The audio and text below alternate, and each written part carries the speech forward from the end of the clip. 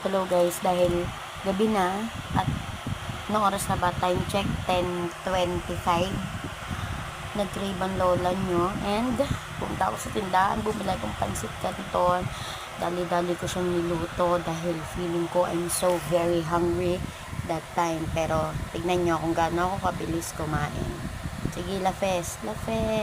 Yung tumbler ko malaki, kasama ko and syempre pagkatapos na bilis mong kumain, promise. Ayan, nakaupo ng lola nyo, nagpapahinga, tapos na kumain. Nanonood ako ng mukbang. Excuse me. I'm done, I'm full. Busog na ako.